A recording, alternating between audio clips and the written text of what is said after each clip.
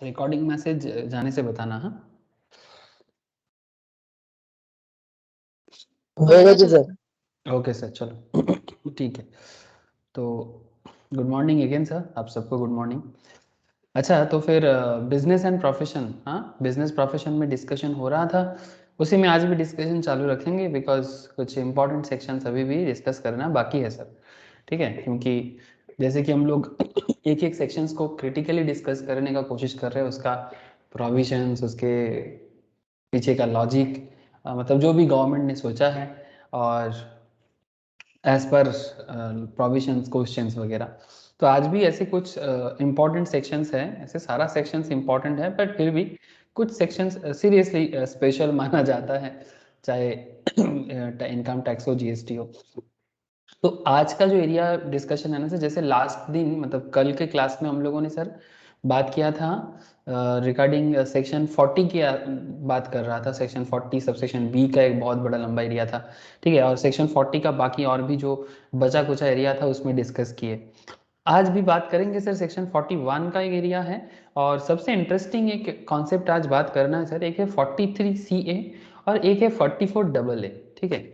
43CA and 44AA, ये दोनों sections काफ़ी इंटरेस्टिंग है और काफ़ी वाइटल है, और लेकिन बाकी सेक्शंस भी कुछ कम नहीं है, उसके बारे में भी एक बार ज़रूर बता दूंगा आप लोगों को मैं।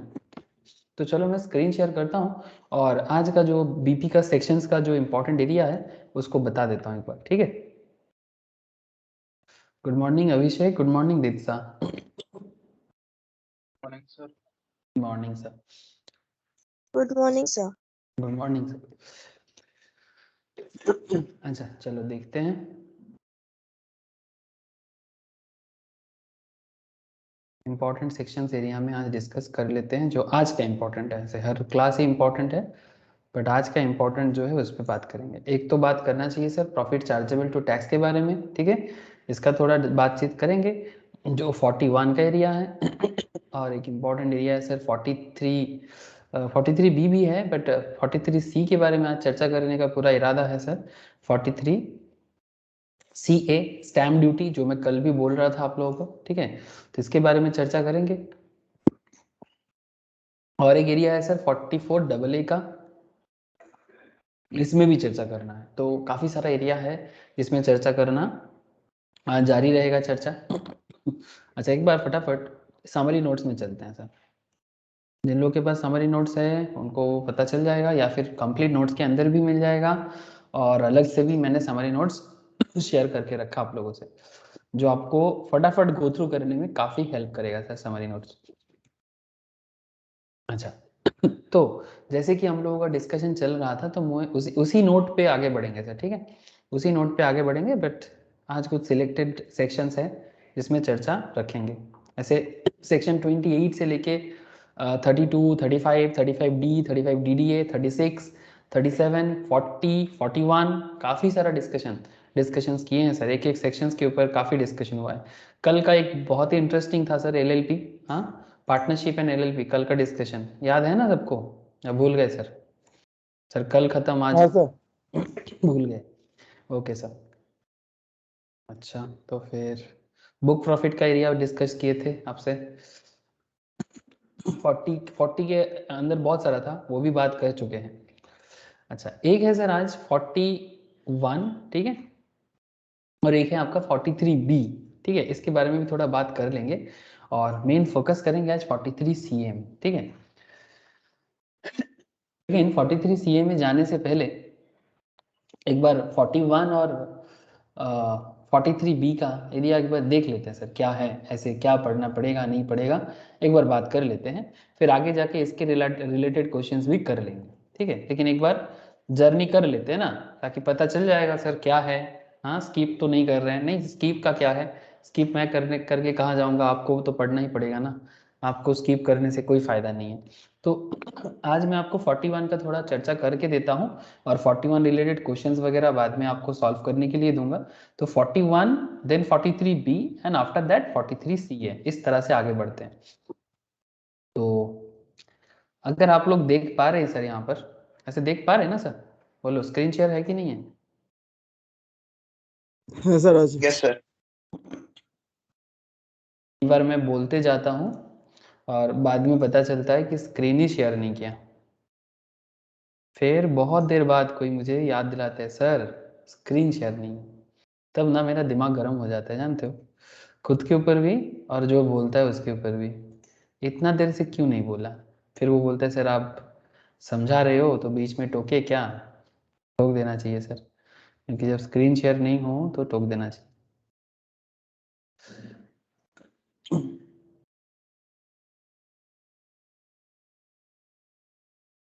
नोट कहाँ गया लास्ट दिन का?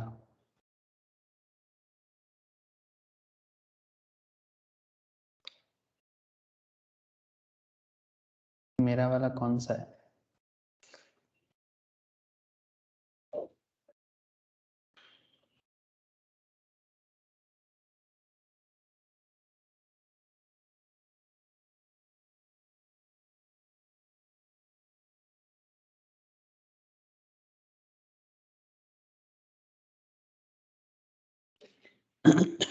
एक सेकेंड सर, कल ही तो क्लास में सम्स कराया। ये वाला नहीं, ये नहीं, नॉट दिस वन। ओहो, ऋषभ, गुड मॉर्निंग ऋषभ।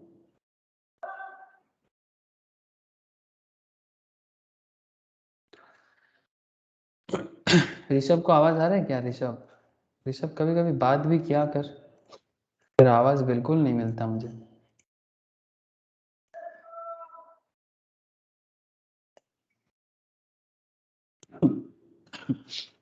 अच्छा देखो सर, फटाफट देखो, प्रॉफिट चार्जेबल टू टैक्स, ये जो सेक्शन 41 है ना, section 41 income under the head business and professions या profits and gains from business and professions में section 41 sir profits chargeable to tax के बारे में बात करता है। मतलब कुछ ऐसे प्रॉफिट्स जो टैक्स के अंदर चार्ज होना चाहिए, ऐसा कुछ एरिया है। जैसे कैसा रियलाइजेशन है देखते हैं सर। सर अब बिजनेस जब किसी को कोई ट्रांसफर करता है, मतलब जैसे होता है ना सर, आपका बिजनेस है, आप बिजनेस को बेसिकली किसी और को दे दे रहे हो, तो बदले में आपको कुछ पैसा मिल जाता है, ठीक है। क्या बात है सर, देखो कहता है sir, when deduction was allowed in respect of loss, where deduction was allowed in respect of loss, expenditure or trading liability for any year and subsequently during any previous year, the assessee or successor of the business has obtained any amount in respect of such loss or expenditure, अगर उस particular loss और या expenditure के बदले अगर उसको किसी भी तरह का amount gain होता है और some benefit in respect of such trading liability by way of remission or cessation thereof, मतलब आपका कोई business है, वो आप किसी को रेमिट कर दे रहे हो या बिजनेस को सीज कर रहे हो, मतलब बंद कर रहे हो, तो इसमें भी ना कहीं पर बिजनेस में कुछ पैसा मिल जाता है, बिजनेसमैन को कुछ बेनिफिट मिल जाता है। बेनिफिट एक्रूड, क्या बोलते हैं सर? Benefit accrued. अगर आप बिजनेस सीज कर रहे हो, रेमिट कर रहे हो, ऐसे सिचुएशंस में अगर आपको किसी भी तरह का बेनिफिट या प्रॉफिट एक्रू होता है तो उसे भी डीम्ड इनकम माना जाएगा फॉर दैट प्रीवियस ईयर, और इन विच सम बेनिफिट वाज ऑब्टेन, मतलब जिस पर्टिकुलर ईयर में आपको एक्चुअली वो बेनिफिट मिलेगा, ठीक है। ये कब होता है सर? ये थोड़ा डिफरेंट कॉन्सेप्ट है, लाइक जब बिजनेस कोई सीज करता है, किसी को रेमिट कर रहा है, ठीक है, ऐसे केसेस में ये देखा जाता है। इसके रिगार्डिंग कुछ क्वेश्चंस है, बाद में कराऊंगा सर आप लोगों को, लेकिन फिलहाल आपको 41 में इस तरह का डिस्कशन करना होगा, जो मैं आपको आगे क्वेश्चंस के साथ भी बताऊंगा। एक सवाल आता है सर 41 सबसेक्शन 3, ठीक है सर। 41 सबसेक्शन 3 जो है ये basically realised on transfer of an asset used for scientific research. बात को ध्यान से समझिएगा, पहले हम लोग सेक्शन 35 के अंदर सर हम लोग साइंटिफिक रिसर्च के बारे में बात कर चुके हैं। साइंटिफिक रिसर्च के लिए आप कोई एसेट ट्रांसफर कर रहे हो और बदले में आपको कुछ अमाउंट मिल रहा है without being used for other purpose, ठीक है, किसी और पर्पस में नहीं। इस taxable business income in the year of sale to the extent of lower of, इसमें कॉन्सेप्ट ये है deduction allowed under section 35(1) subsection 4 and excess of sale proceeds and deduction allowed under section 35 subsection 1 clause 4 over the capital expenditure incurred. मतलब कह रहा है sir कि जो भी आप साइंटिफिक रिसर्च में एसेट ट्रांसफर कर रहे हो, ठीक है, उस एसेट ट्रांसफर करके आपको जो भी बेनिफिट मिलता है, amount realised on transfer of an asset, जो एसेट आप साइंटिफिक रिसर्च के लिए दे रहे हो, और साइंटिफिक रिसर्च का डिस्कशन ये जो 35 सबसेक्शन 1 क्लॉज 4, ठीक है, इस तरह का डिस्कशन हम लोग सेक्शन 35 में करके आए हैं सर। आई होप आप सबको याद है। क्या रे, साइंटिफिक रिसर्च याद है कि नहीं है? बोलो। हाँ बिजनेस, यस सर। बिजनेस अलग अलग साइंटिफिक रिसर्च में एक्सपेंडिचर करते हैं और उसको डिडक्शंस के तौर पे लेते हैं, तो वो यहाँ पर भी है, ठीक है।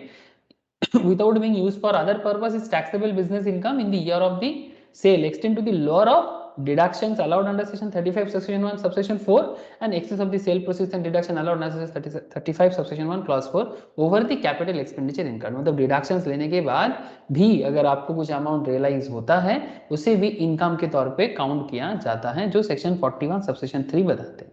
इस रिगार्डिंग भी क्वेश्चंस आपको कंप्लीट क्वेश्चंस के अंदर बताऊंगा सर।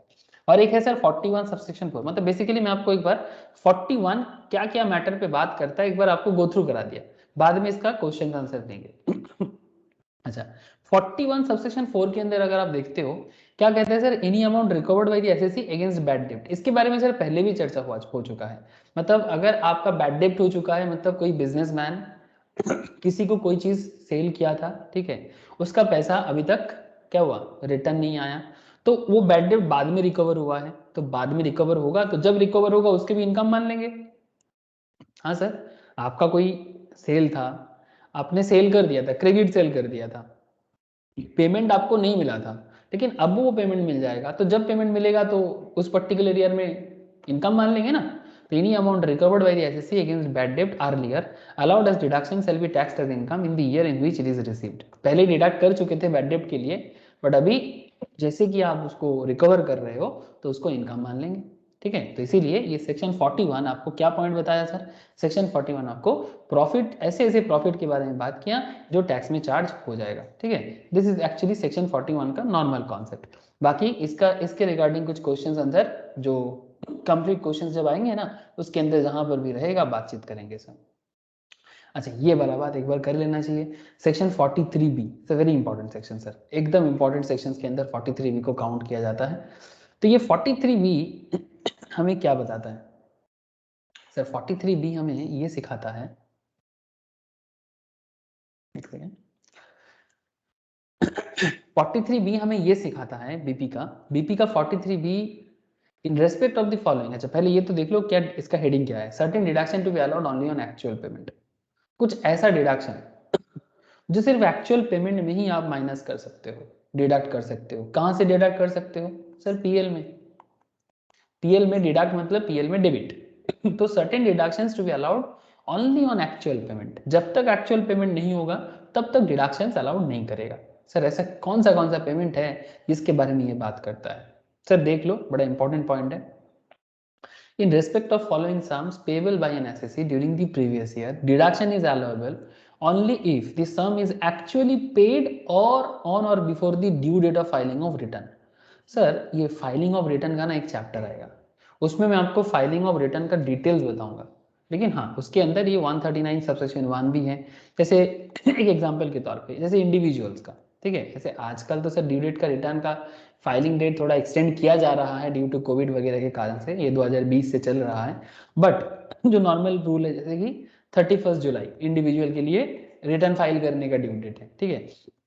किसी के लिए और टैक्स ऑडिट वगैरह होता है तो 30 सितंबर का ऐसे भी ड्यू डेट आता है, तो किसी का जुलाई है किसी का सितंबर है, तो अलग अलग ड्यू डेट होता है। यहाँ पर ये 139 सबसेक्शन 1 फाइलिंग ऑफ रिटर्न का ड्यू डेट के बारे में बात करता है, ठीक है। मैं अभी फाइलिंग ऑफ रिटर्न के डिटेल्स में इसलिए नहीं जा रहा हूँ बिकॉज फाइलिंग ऑफ रिटर्न अपने आप में ही एक पूरा कंप्लीट डिटेल्स है, ठीक है। उसमें बस क्या ड्यू डेट का कॉन्सेप्ट है अलग से बात करूंगा आपसे। तो यहाँ पर आप इतना याद रखो कि sir in respect of following sums payable by an SSC during the previous year, ठीक है। जैसे आपका प्रीवियस ईयर क्या रहेगा जब आप लोग एग्जाम में बैठते हो, तो इस टाइम पे आपका प्रीवियस ईयर रह जाएगा 21-22 और आपका असेसमेंट हो जाएगा 22-23, सही है ना सर? असेसमेंट ईयर 22-23 चलेगा और प्रीवियस ईयर 21-22 चलेगा। तो कहता है कि जो भी पेमेंट आप करोगे और अगर वो ड्यू डेट से पहले नहीं करते हो, ठीक है, अगर ड्यू डेट से पहले करते हो तो अलाउड है। SSC during the previous year deduction is allowable. Deduction is allowable only if the sum is actually paid on or before the due date of filing of return for the said previous year. Otherwise, the same would be allowed. Otherwise, the same would be allowed only in the year in which the sum is actually paid. ठीक है sir, ऐसा कौन सा payment है जो actual payment में आपको deductions करने का मौका मिलेगा? जैसे मानो टैक्स, किसी भी तरह का टैक्स, इनकम टैक्स को छोड़ के एनी काइंड ऑफ टैक्स, ठीक है, ड्यूटी, ये भी एक तरह का टैक्स होता है, सेस, फी, ठीक है, under any law for the timing in force, जो भी ऑन दैट पर्टिकुलर टाइम हमारे देश में अवेलेबल है, लाइक जीएसटी हो सकता है, स्टैम्प ड्यूटी हो सकता है, सेस हो सकता है, सेस मतलब एक्स्ट्रा टैक्स, ठीक है, सेस का मतलब क्या होता है? एक्स्ट्रा टैक्स, किसी भी तरह का फी, इस तरह का कोई भी चार्जेस अगर आप पेमेंट कर रहे हो और वो ड्यू डेट पे नहीं कर पाए, ड्यू डेट से पहले नहीं कर पाए, ड्यू डेट के बाद हो रहा है, तो जिस पर्टिकुलर ईयर में आप जब पेमेंट करोगे उसी टाइम पे आपको इसका एक्चुअल पेमेंट में ही आपको डिडक्शन मिलेगा। मतलब आप एक्रूड बेसिस में नहीं कर सकते, एक्रूड या ड्यू बेसिस में उसको पीएल में एक्सपेंस के तौर पे नहीं दिखा सकते। एक्चुअल पेमेंट होगा तभी डिडक्शन दिखाना, ठीक है, टू जीएसटी पेड या फिर टू स्टैम्प ड्यूटी पेड, ठीक है, डिफरेंट काइंड ऑफ जो भी ड्यूटी है, टैक्स है, इंपोर्ट ड्यूटी जो भी है, ठीक है, जो भी आप पेमेंट करोगे, जब पेमेंट होगा उस ईयर में आप उसका डिडक्शन ले लीजिएगा। बाकी इसका भी क्वेश्चंस आएगा, मैं आपको इसका भी क्वेश्चंस के अंदर सॉल्व कराऊंगा।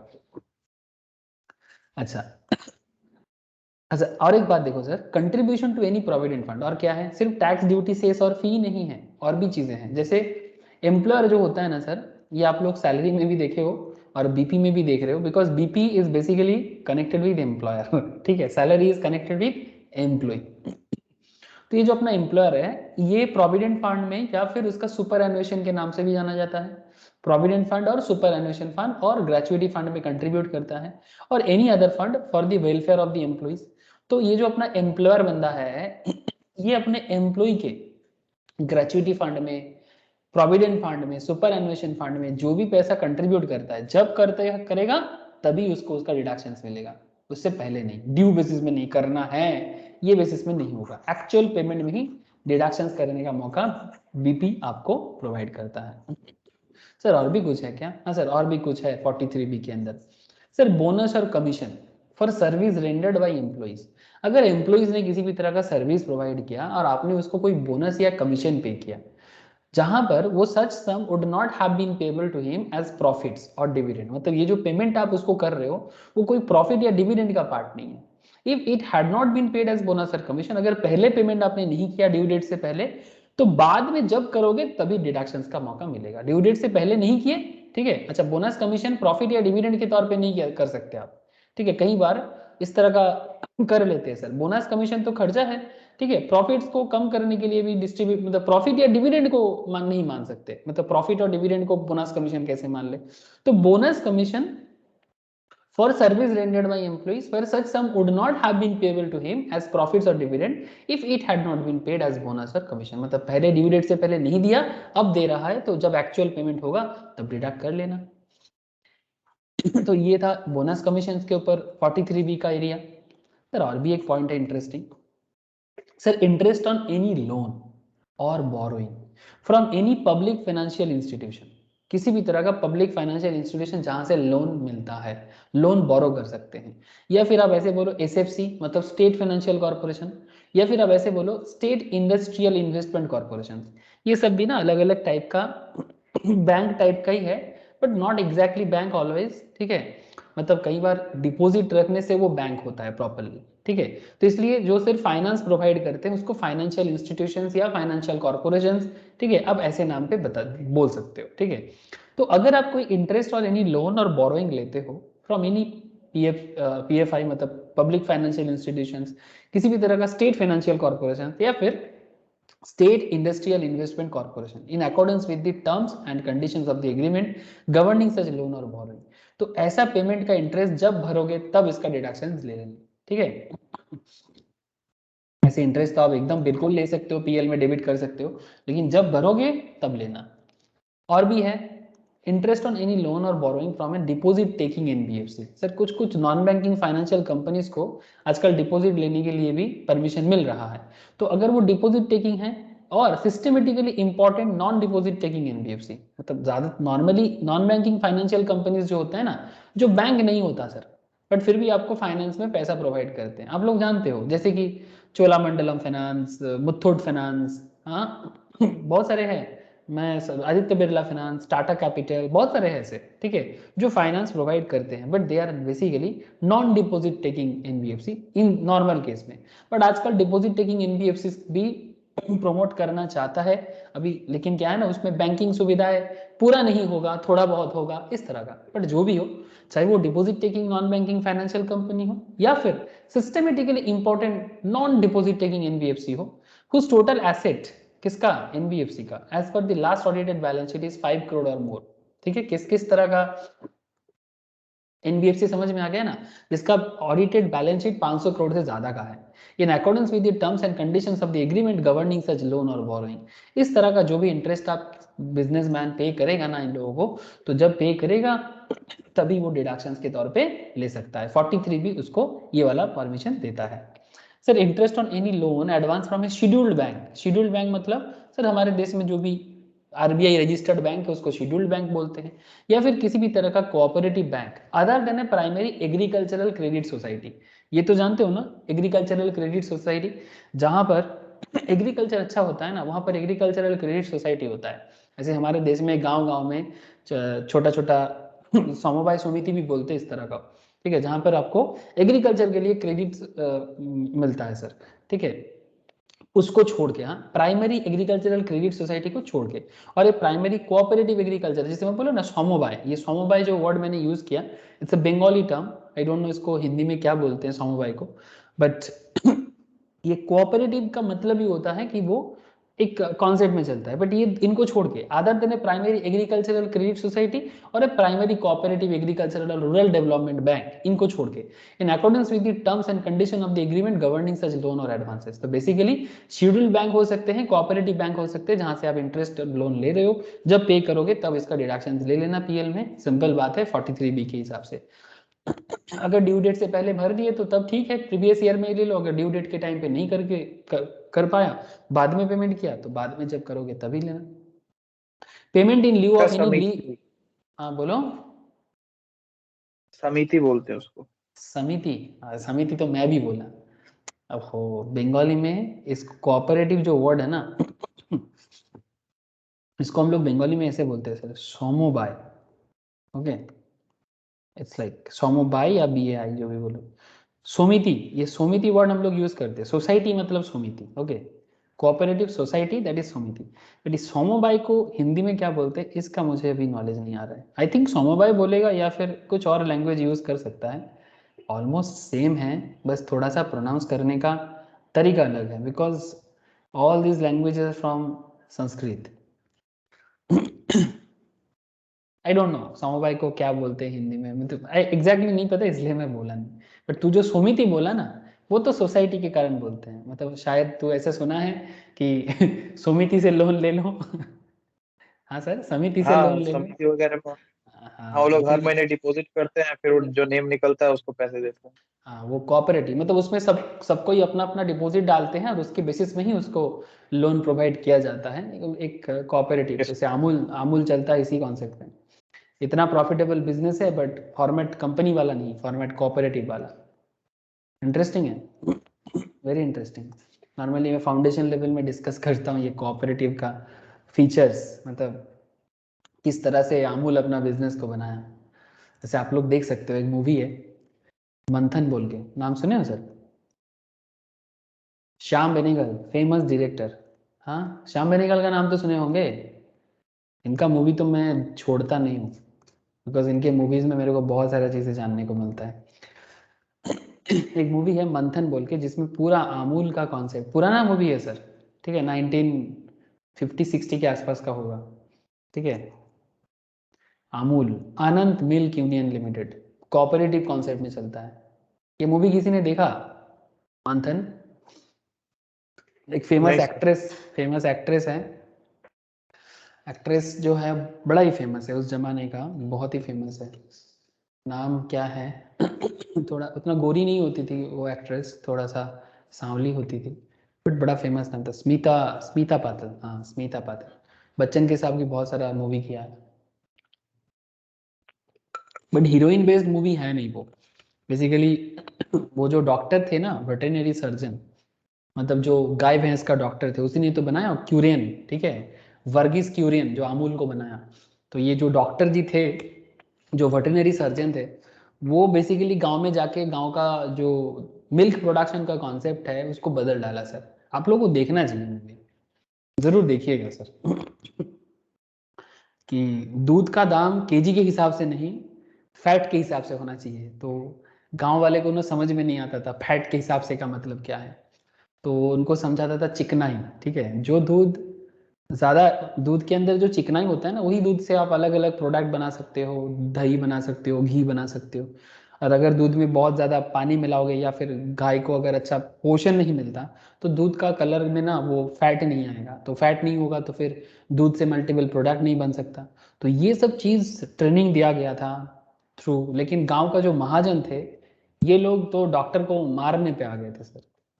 मतलब डॉक्टर को एक बार गांव से भगा भी दिया था, गुजरात में जो आनंद गांव है वहां से भगाया भी था। तो फिर बाद में जाके गांव वाले को भी एहसास हुआ कि डॉक्टर सही थे और गांव का महाजन गलत, महाजन बेसिकली लूट रहे थे। तो बाद में जाके जब डॉक्टर को समझ पाया, और ये महाजन वाले भी, क्योंकि अल्टीमेटली गांव वालों जिसको सपोर्ट करेगा उसी के ऊपर है, तो डॉक्टर जो थे वो चला गया था, फिर बाद में उसको वापस बुलाया गया और फिर जाके कोऑपरेटिव बना। It's very interesting concept.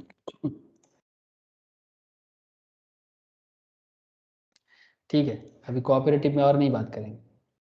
अच्छा, और क्या पेमेंट है सर? जैसे मानो कि लीव क्रेडिट के बारे में आप लोग सैलरी में पढ़े होंगे, याद है कि किसी का लीव है तो लीव के लिए पेमेंट करते हैं। मतलब अगर आप छुट्टी लीव नहीं लेते, इनकैशमेंट।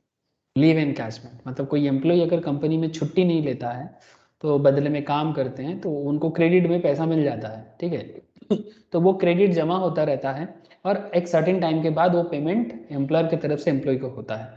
तो ये पेमेंट जब एम्प्लॉयर करता है एम्प्लॉय को, उसी टाइम पे उसका खर्चा है। तो जब पेमेंट करेगा तब डिडक्शंस ले लेना। किसके लिए? एम्प्लॉयर के लिए, मतलब दैट पर्टिकुलर बिजनेस पर्सन के लिए। आई होप कि समझ में आ रहा होगा बात। और अगर आप किसी भी तरह का पेमेंट इंडियन रेलवेज को करते हो, ठीक है, any sum payable to Indian railways for use of railway assets, कौन कर रहा है? बिजनेसमैन। ठीक है, अगर कोई बिजनेसमैन रेलवे एसेट्स यूज करने के कारण कोई पेमेंट रेलवेज को करते हैं, तो जब पेमेंट करेगा तभी डिडक्शंस लेने का बात कर। ठीक है, तो ये कुछ वाइटल डिस्कशन था सेक्शन 43 बी के अंदर। ठीक है, याद रखिएगा सर, ये सब नॉलेज लेवल को बहुत एनहांस करता है। और क्या पता क्या सवाल कर ले, नॉलेज में रहे तो आप हर सवाल को समझ सकते हो और उसका मतलब को भी पढ़ सकते हो। ओके, आखिर बोलते बोलते पहुंच गए सर, जो मैं आपको स्टार्टिंग से बोल रहा कि आज आपको मैं ये वाला डिटेल्स में बताऊंगा। ठीक है, 43 CA। ठीक है, और उसके बाद कोशिश करता हूँ सर 44 AA के बारे में। तो ये 43 CA है क्या, पहले ये देख लेते हैं। ठीक है, ओके सर, बात समझ में आ रहा है ना? Yes sir. चलो,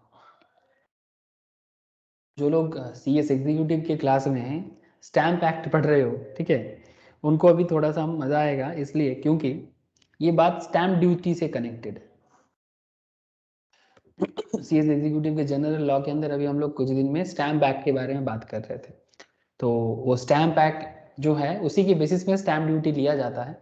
मैं स्टैम्प एक्ट में ज़्यादा बात नहीं करूँगा, बस इतना कहूँगा कि स्टैम्प ड्यूटी वो चीज़ होते हैं सर, इसमें गवर्नमेंट को रेवेन्यू मिलता है और बहुत ही अच्छा सोर्स ऑफ रेवेन्यू है। मतलब किसी को कोई भी चीज़ ट्रांसफ़र करो, ठीक है, कोई एसेट ट्रांसफ़र करो, बेसिकली किसी को कोई एसेट ट्रांसफ़र करो, तो एसेट ट्रांसफ़र जब एक बंदा दूसरे को करता है, नाम ट्रांसफ़र होता है, ठीक है, राइट ट्रांसफ़र होता है।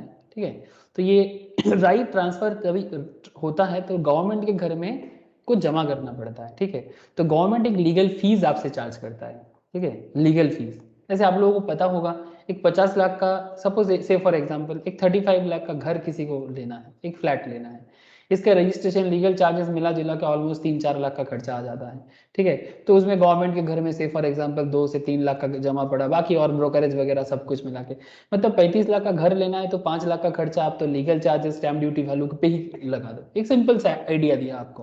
ठीक है, तो 35 लाख का घर लेना है तो 40 लाख रेडी करके आना सर। ठीक है, एक जस्ट एग्जांपल के तौर पे बताया आपको। तो वो सब क्या है ना, वो गवर्नमेंट के घर में लीगल जमा करना है, फीस जमा करना है, ताकि वो गवर्नमेंट उसको फ्यूचर में आपके नाम पे रजिस्टर करे, फ्यूचर में कभी आप किसी और को बेचने जाओ तो गवर्नमेंट आपके हक में बोले कि हाँ भाई ये नाम तो इन्हीं के नाम पे हमारे पास रजिस्टर्ड है, ठीक है। तो ये स्टैम्प ड्यूटी वैल्यू जो होता है ना, ये 1899 का एक एक्ट के थ्रू से आया है। उसके बाद ये स्टैम्प एक्ट में मतलब बहुत बार अमेंडमेंट भी आया है, 2016 में भी रिसेंट अमेंडमेंट आया है स्टैम्प एक्ट में। ये सब बात कर रहे थे सर स्टैम्प एक्ट क्लास में। लेकिन ये टैक्स में क्या कर रहा है सर बिजनेस एंड प्रोफेशन में क्या काम है इसका? Sir, stamp duty value of land and building to be taken as the full value consideration in respect of transfer, even if the same are held by the transferor as stock in trade. मतलब ये asset तो है, पर ये किस तरह का asset में बात करेगा जानते हो? स्टॉक इन ट्रेड क्या होता है sir? Current asset. Stock current asset. Stock in trade current asset होता है। नॉर्मली जैसे ही हम एसेट के बारे में बात करते हैं ना, तो किसी के भी मन में आ जाएगा sir capital asset. But sir हमारा main objective in this particular sections जो है इनकम टैक्स ने बनाया, इसमें कैपिटल एसेट्स के बारे में मेनली बात नहीं किया गया। बिजनेसमैन का जो करेंट एसेट्स है उसके बारे में बात करता है, ठीक है। तो बड़ा मजा आएगा सर स्टॉक इन ट्रेड पढ़ के। ये transfer of stock in trade में स्टैम्प ड्यूटी का क्या कॉन्सेप्ट है अभी डिस्कस करते हैं सर। चलो बाकी कैपिटल एसेट जब पढ़ेंगे ना उसमें भी स्टैम्प ड्यूटी कॉन्सेप्ट आएगा, जो कैपिटल गेन चैप्टर के अंदर पढ़ेंगे। बट फिलहाल don't think about capital gain, think about just stock in trade, okay. जो करंट एसेट होता है, मतलब जिस चीज को लेके हम धंधा करते हैं वो भी मेरे लिए एसेट है, बट जिसका हम डेली ट्रांजैक्शंस में यूज करते हैं, रोज खरीदना बेचना करते हैं, वो चीज मेरा कैपिटल एसेट तो नहीं हो सकता। अगर आपका बिस्किट्स का फैक्ट्री है तो बिस्किट्स आपके लिए स्टॉक इन ट्रेड। अगर आपका बिल्डिंग का फैक्ट्री है तब बिल्डिंग फैक्ट्री मतलब बिल्डिंग फैक्ट्री मतलब सर रियल एस्टेट प्रमोटिंग, हाँ सर। हाँ, तब से स्टॉक इन ट्रेड हो जाएगा, क्योंकि उसका अगर काम ही है आप खरीदना बेचना। वो ट्रेडिंग यस कर रहा सर, है बिल्डिंग एंड फैक्ट्री का। ठीक है, थैंक यू सर। वो बिल्डिंग फैक्ट्री बनाते हैं और बेचते हैं, बनाते हैं बेचते हैं, वो उसके लिए कैपिटल एसेट नहीं हो सकता। लाइक डीएलएफ नाम तो सुने होंगे, यूनिटेक, हाँ, आम्रवली ग्रुप, बहुत सारे हैं। अल्कोब एल्कोब ग्रुप कोलकाता में बड़ा फेमस है। एल्कोब है, फिर आपका है डायमंड, क्या नाम है, डायमंड, डायमंड ग्रुप शायद, वो भी बहुत फेमस है। ये अपना नागेर बाजार में डायमंड प्लाजा बना है, हाँ। অ্যালকোপ से Marlin ভালো Group, मर्लिन ग्रुप, यस, वो भी बहुत हाँ। फेमस है। অ্যালকোপ हाँ से ভালো একটা প্রজেক্ট করছে স্যার। কোথায়? নিউ কলকাতা স্যার, ওই মাহেশের ওখানে স্যার, নিউ কলকাতা যেটা গঙ্গার ধারে করেছে। কে করছে? ডায়মন্ড না অ্যালকোপ মার্লিন? অ্যালকোপ অ্যালকোপ অ্যালকোপ অ্যালকোব, করছে। অ্যালকোব করছে। অভিষেক কিছু একটা বলছিলি। ভালো করছে স্যার, গেছিলাম স্যার ওখানে দেখতে। আমার স্যার একটা মামা ওখানে ফ্ল্যাট সাপুরজি, কিনলো। অভিষেক কি ওরে বললি? এ সম্পদ রূপ, अभिषेक के साथ सपूरजी, हाँ सपूरजी पलूंजी, यस, टाटा का है सर। ये सपूरजी पलूंजी बेसिकली टाटा से है, टाटा का सब्सिडियरी होल्डिंग है इसका। हाँ কি বলছিলি সম্পদ বল এবারে। হ্যাঁ স্যার, ওই অ্যালকোপে স্যার ওই প্রজেক্টটা দেখছিলাম, ভালো করছে স্যার এখন। আরে সব প্রজেক্ট, ভিআইপিরও স্যার ভালো ভালো প্রজেক্ট করেছে স্যার অ্যালকোপে। আরে প্রজেক্ট তো দেখতে ভালোই লাগে, থাকতে কেমন লাগবে সেটা ইম্পর্টেন্ট। যারা থাকে তাদের এক্সপিরিয়েন্স থেকেই বোঝা যাবে। हाँ बोल। থাকতে স্যার ভালোই লাগবে আশা করি। नहीं अगर मेरे को कोई पूछे बोलता है ना, मतलब सीरियसली मेरे को ना ये जो सोसाइटी बिल्ड करके जो रहने का कॉन्सेप्ट है ना, मेरे को अभी तक मेरे को समझ में नहीं आता। बिकॉज कहीं ना कहीं मुझे ऐसा लगता है कि थोड़ा सा इंडिपेंडेंट सी कम लगता है मुझे, मतलब एक ওই छोटा सा হ্যাঁ স্যার, ওইসব জায়গায় থাকলে স্যার মানে কিভাবে পুরোনো কথা বলবে এরকম একটা ব্যাপার স্যাপার। हाँ मैंने आई डोंट नो, मेरे को ना एकदम पसंद नहीं आता। একা একা থাকে, একা একা সবকিছু করে। आई डोंट लाइक, मतलब ठीक है सोसाइटी है, बन रहा है, सब कुछ है, क्लब, ये फैसिलिटी वो फैसिलिटी, बट एक इंडिविजुअल जो इंडिपेंडेंस है वो मिसिंग लगता है मुझे। হ্যাঁ স্যার, ওইগুলো স্যার খারাপ লাগে বহুত। मतलब मान कि मेरे घर में कोई आएगा, हाँ कोई गेस्ट आएगा या कोई भी आएगा, सबसे पहले सिक्योरिटी गार्ड उसको चेक करेगा, कौन हो, किसके पास जाना है, हाँ नाम बताओ, फोन करेगा, हाँ हाँ ठीक है आने दो। ये भगवान, मेरे को मतलब ये सोचते ही तो मेरे को दिमाग खराब हो जाता है। ना सर, ग्राउंड फ्लोर अपना, ना छत अपना, बस जितना दूर फ्लैट का जगह दे रखा है वही। सीढ़ी भी अपना नहीं। सीरियसली मेरे को समझ में आया अभी तक, तो मेरा पर्सनल चॉइस नहीं है, बट हाँ आजकल कोई তারপরে তো সই করে ঢুকতে হবে, সই করে বেরোতে হবে, এরকম ব্যাপার আছে। हाँ वही तो बोल रहा हूँ, साइन करके घुसो साइन करके निकलो, मतलब समझ में नहीं आता कि जेल है कि रहने का जगह।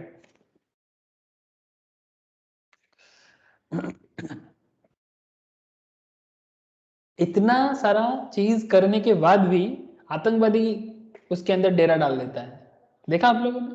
हाँ, इतना सारा रिस्ट्रिक्शन, इतना सारा चीजें, सर लेकिन टेररिस्ट ग्रुप उसी के अंदर जाके रह लेता है।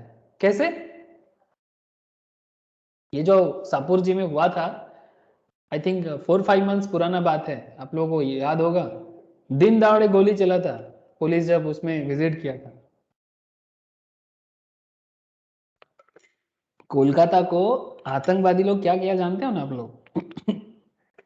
कोलकाता को बनाया ठेक, ठीक है, किसी भी तरह से नेपाल बांग्लादेश होके कोलकाता में एंटर कर लो और इसको ठेक बना के भारत का जो अभी मतलब बनता हुआ शहर है उसको अटैक करो, कभी मुंबई, कभी बेंगलोर, कभी हैदराबाद, कभी दिल्ली, ठीक है, बस डरा के रखो हम लोगों को। बदमाश सब, मतलब समझ में नहीं आता, इतना रेस्ट्रिक्शन के बाद भी आतंकवादी कैसे उसके अंदर जगह बना लेता है। अच्छा ठीक है corruption sir, and careless. corruption, careless. Stamp duty value of land and building to be taken as the full value consideration in respect of transfer, even if the same are held by the transfer of stock in trade. Section 43CA. Section 43CA has been inserted as an anti-avoidance measure to provide that where the consideration for the transfer of an asset other than capital asset को छोड़ के, मैं बोला आपको तब से, ये capital asset को छोड़ के, बिंग लैंड और बिल्डिंग और both is less than the stamp duty value, the value so adapted or assessed or accessible, that is the stamp duty value, shall be deemed to be the full value consideration for the purpose of computing income under the head profits and gains and business and profession. कुछ भी समझ में नहीं आया होगा आप लोगों को? हाँ सर, कुछ भी समझ में नहीं आया होगा, मैं आपको इसको समरी करके बताता हूँ, फिर इसका मैं डिटेल्स आपको समझाता हूँ एक एक करके, ठीक है। ये स्टैम्प ड्यूटी वैल्यू के साथ कंसिडरेशन का क्या खेल है और ये कंसिडरेशन काउंटिंग का क्या कॉन्सेप्ट है। मानो कि कोई किसी को एसेट ट्रांसफर कर रहा है और एसेट ट्रांसफर करने के टाइम पे बदले में कुछ लेता है कि नहीं, मतलब सपोज मानो कि आज किसी का, जैसे मानो जो रियल एस्टेट ग्रुप कंपनीज का नाम बता, किसी को बिल्डिंग ट्रांसफर कर रहा है, किसी को कोई एसेट मतलब करंट एसेट ट्रांसफर कर रहा है, तो मैं जस्ट पूछना चाहता हूँ, चाहे वो कॉमर्शियल बिल्डिंग हो, चाहे वो रेसिडेंशियल का भी कॉन्सेप्ट आएगा बताऊंगा आपको, सपोज कॉमर्शियल बिल्डिंग हो, लैंड हो, ठीक है, जो भी आप ट्रांसफर कर रहे हो, कैपिटल एसेट नहीं है सर, हाँ, जिसका आप ट्रेड करते हो, तो कॉमर्शियल लैंड बिल्डिंग आप ट्रांसफर कर रहे हो, तो इसका एक वैल्यू होता है, से फॉर एग्जाम्पल बिल्डिंग का वैल्यू है 10 लाख, ठीक है, तो 10 लाख का वैल्यूएशन का जो बिल्डिंग है, इसका स्टैम्प ड्यूटी वैल्यू अगर इससे ज्यादा होगा या इससे कम होगा, ठीक है, कितना ज्यादा हो सकता है स्टैम्प ड्यूटी वैल्यू, तो उसके ऊपर बेस करके कंसिडरेशन वैल्यू बीपी में कितना मानेंगे। मतलब अगर स्टैम्प ड्यूटी वैल्यू ज्यादा हो जाए, तो ऐसा होता है कई बार कि स्टैम्प ड्यूटी वैल्यू ज्यादा है, ठीक है, तो ऐसे केसेस में बिजनेस एंड प्रोफेशन उसको कंसिडरेशन कितना मानेगा, अगर स्टैम्प ड्यूटी ज्यादा है कम है, कुछ एग्जाम्पल के थ्रू से मैं आपको ये समझा पाऊंगा, ठीक है, लेकिन उससे पहले एक बार मैं प्रोविजंस रीड करना चाहता हूँ, तो मैं भी चाहता हूँ कि आप भी थोड़ा समझ के, बिना समझ के प्रोविजंस को एक बार रीड करते हैं, उसके बाद देखते हैं कि एग्जाम्पल के थ्रू से क्या मतलब निकलता है इसका। Where the consideration for the transfer of an asset other than capital asset, being land or building or both, is less than the stamp duty value, the value so adapted or assessed or accessible, that is the stamp duty value, shall be deemed to be the full value of the consideration for the purpose of computing income under the head profits and gains of business and professions. Now अभी आप लोगों को ऐसा लग रहा है sir समझ में नहीं आ रहा है, सर 5 मिनट वेट कर जाओ, 5 मिनट बाद आप लोग सारा पॉइंट समझ जाओगे, एक एक लाइन का मतलब समझ में आ जाएगा। अच्छा, अब यहाँ पर एक पॉइंट है, क्या बताते हैं sir, however if the stamp duty value does not exceed 110% of the actual consideration, मतलब जिस दाम पे बिल्डिंग या लैंड ट्रांसफर हो रहा है, अगर स्टैम्प ड्यूटी वैल्यू उसका 110% क्रॉस नहीं करता, ठीक है, consideration received or accruing, then such consideration shall be deemed to be the full value consideration for the purpose of computing profits and gains from transfer of such asset. Further, in case of transfer of an asset being in residential unit, अगर वो asset जो transfer हो रहा है वो अगर residential unit है, मतलब लोगों को रहने का जगह, ठीक है, मैं समझाऊंगा अभी रेसिडेंशियल यूनिट किसको बोलेंगे. The stamp duty value of the residential unit does not exceed 120% of the consideration received or accruing, then such consideration shall be deemed to be the full value consideration for the purpose of computing profits and gains of transfer of such asset, subject to the satisfaction of the following conditions.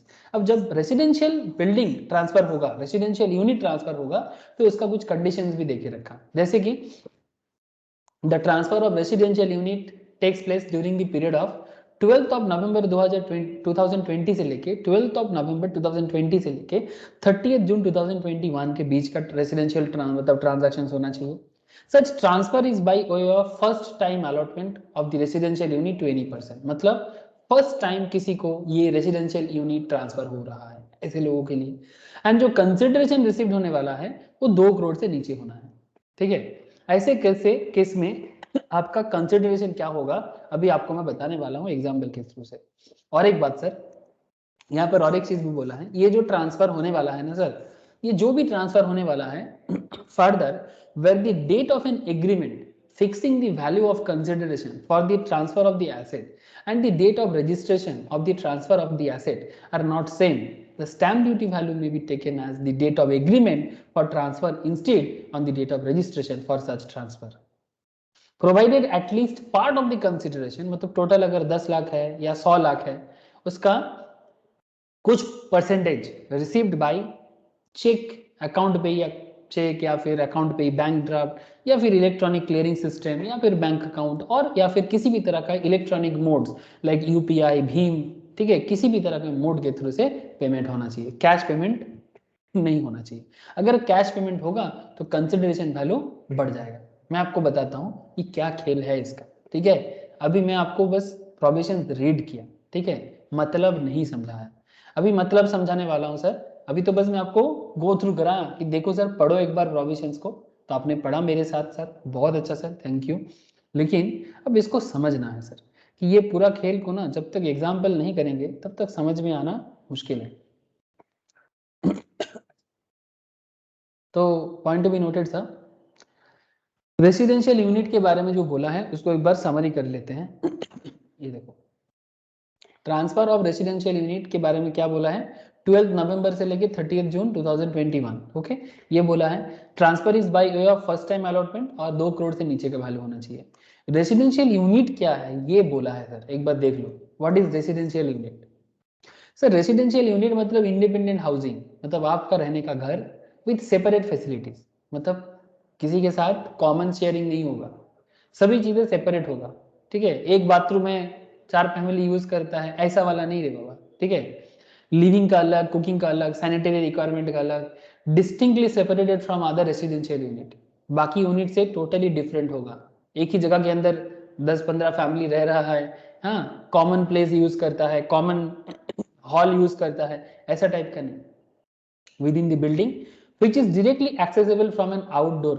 ठीक है, outer door से directly आप उस घर में enter कर सकते हो, किसी और का एरिया नहीं यूज करेंगे. ठीक है सर, ऐसा भी होता है क्या? हाँ सर, हमारे देश में ऐसा देखने को मिलता है. ठीक है, through an interior door in A shared hallway and not by walking through the living space of another house hold. किसी और का लिविंग स्पेस के अंदर से नहीं जाएंगे. ठीक है, तो अगर ऐसे जाएंगे तो फिर वो रेसिडेंशियल यूनिट नहीं कहलाएगा as per income tax act. ठीक है, तो बस सिंपल बात है भाई, सेपरेटली जैसे होना चाहिए वैसा होगा रेसिडेंशियल यूनिट. ओके ओके, समझ गए सर. लेकिन अभी मैटर को थोड़ा सा इजी करो, बहुत टफ हो जा रहा है, समझ में नहीं आ रहा है. ठीक है सर, ठीक है, आपको थोड़ा इजी करता हूँ. अब ये जो बिल्डिंग का वैल्यूएशन करना वगैरह होता है ना, इसके लिए वैल्यूअर आता है. ठीक है, ये जो टर्म जो एसेस किया जाता है has been defined to mean the price with the stamp valuation authority. ये स्टैम्प वैल्यूएशन कौन करेगा? सरकार का स्टैम्प वैल्यूएशन अथॉरिटी करेगा. Notwithstanding anything to the contrary contained in any other law for the time being in force, adopted or assessed, if it were referred to such authority for the purpose of payment of stamp duty. तो asset transfer करने के time पे stamp duty देना पड़ता है. Government का जो भी टैक्स वगैरह रजिस्ट्रेशन चार्जेस है, जो मैं आपको स्टार्टिंग में बोल रहा था। अभी आपको मैं कुछ एग्जाम्पल बताता हूं, आप थोड़ा सा देखिए और फिर रिमार्क को भी समझिए, फिर देखो लास्ट में अगर कोई डाउट है तो फिर मुझे पूछिएगा।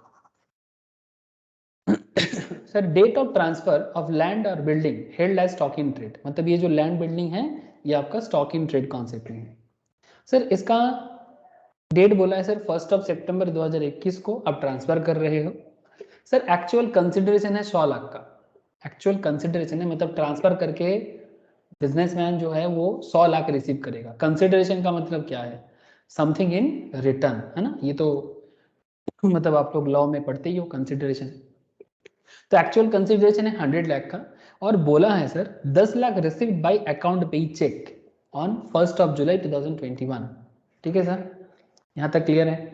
The stamp duty value on the date of agreement, agreement जिस दिन बन रहा है उस दिन का स्टैम्प ड्यूटी वैल्यू बताया जा रहा है सर 120 लाख। ठीक है, ये सब rupees in lakh sir. Stamp duty value on the date of registration, जिस दिन रजिस्ट्रेशन हो रहा है, एग्रीमेंट नहीं अब रजिस्ट्रेशन हो रहा है, उस दिन का हो गया 1 सितंबर 2021 को 103 lakh, 130 lakh, sorry 130 lakh. Sir answer बता जा रहा है फुल वैल्यू कंसिडरेशन जो माना जाएगा इस केस में दैट इज 120 लाख। सर ऐसा क्यों? Full value consideration income tax मानेगा 120 लाख को, ना 100 को ना 130 को, ऐसा क्यों? इसके लिए आपको जो मैं इतना देर से प्रोविजन समझा रहा था ना, उस पॉइंट में ही चीज छुपा हुआ था। अब वो चीज आपको अभी यहां पर समझ में आ जाएगा। देखो ये 120 क्यों लिया गया, why this is 120 lakh, why not 100, why not 130? Sir as part of the consideration received by account payee cheque, ये बात तो सबसे पहले तो एकदम मैच कर गया कि part of the consideration account payee cheque के थ्रू से हुआ है, मतलब 100 लाख का 10 लाख तो अकाउंट पे चेक, मतलब इलेक्ट्रॉनिक ट्रांसफर हुआ है, कैश ट्रांसफर तो नहीं हुआ।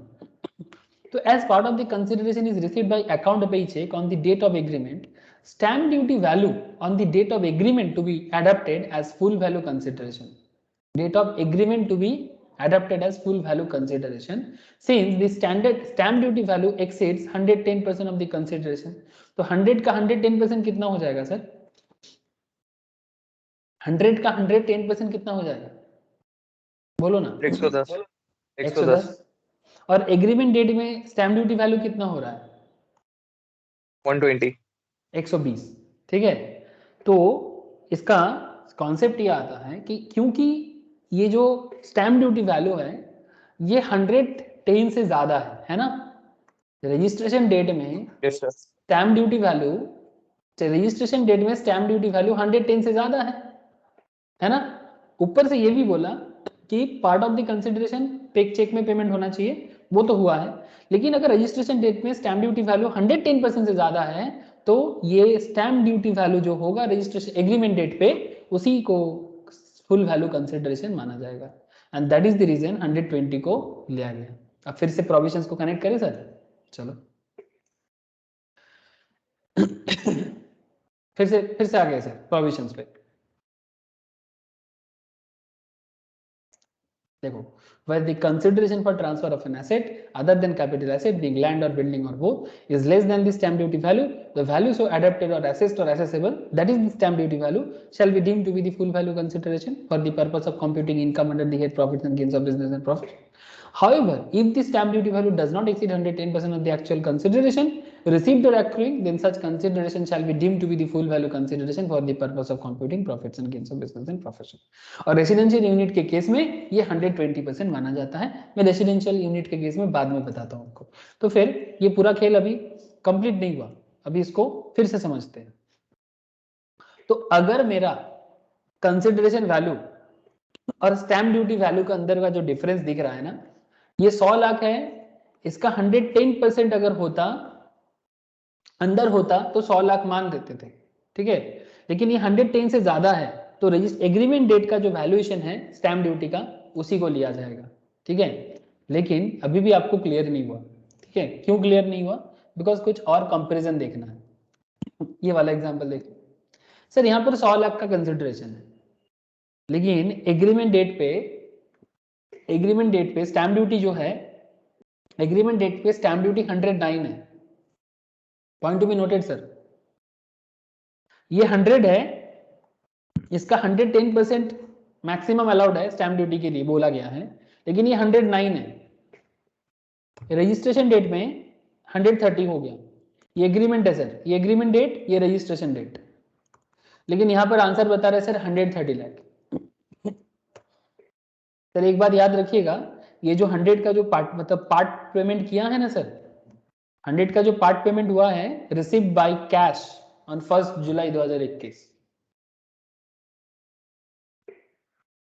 मतलब क्या समझ में आया सर? मतलब ये निकल के आता है 100 लाख का टोटल वैल्यूएशन है, ध्यान से सुनिए बात को, कंसिडरेशन तो 100 लाख का है, जिसका पार्ट जो रिसीव हुआ है वो कैश में हुआ है, जो नॉर्मली अलाउड नहीं होता है ना।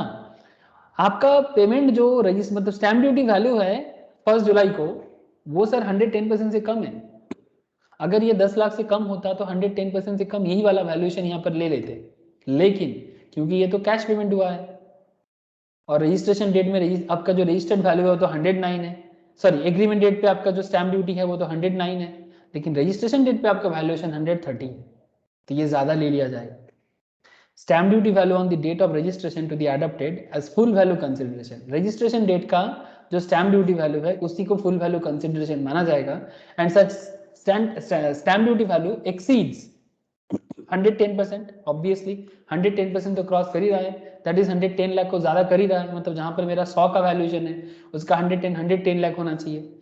और क्योंकि पार्ट कंसिडरेशन जो मिला है वो कैश में मिला है on the date of agreement, thus SDV of the date of agreement cannot be considered as actual consideration, क्योंकि कैश में दिया है ना सर, इसीलिए क्योंकि कैश में दिया है इसीलिए एग्रीमेंट डेट का जो कंसिडरेशन है इसको नहीं ले सकते, इसीलिए रजिस्ट्रेशन डेट का जो वैल्यूएशन है इसको लिया जाएगा।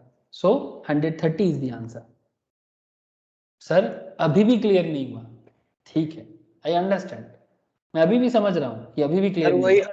अगर वो जो पेमेंट दिया कैश में 10 लाख, अगर वो अकाउंट पे चेक से करता तब तो आप 10 लाख वैल्यू लेते ना, 1,10 लाख। हाँ वही तो मैं समझा रहा हूँ, अब देखना आगे वाला कॉन्सेप्ट अभी क्लियर कैसे होता देख। एक एक केसेस देखो, लास्ट में कंपेयर करूंगा फिर से। 31 जनवरी 2022 का केस है, 100 लाख का कंसिडरेशन है, 100 लाख का। सर एग्रीमेंट डेट में स्टैम्प ड्यूटी वैल्यू बोल रहा है 109, रजिस्ट्रेशन डेट में वैल्यू बोल रहा है 130, और ये जो 100 लाख का पार्ट पेमेंट किया है ना सर, 10 लाख का अकाउंट पे चेक से किया है, ठीक है, मतलब अच्छा बात है। अब इसके इसमें आंसर होगा 100 लाख, क्यों सर?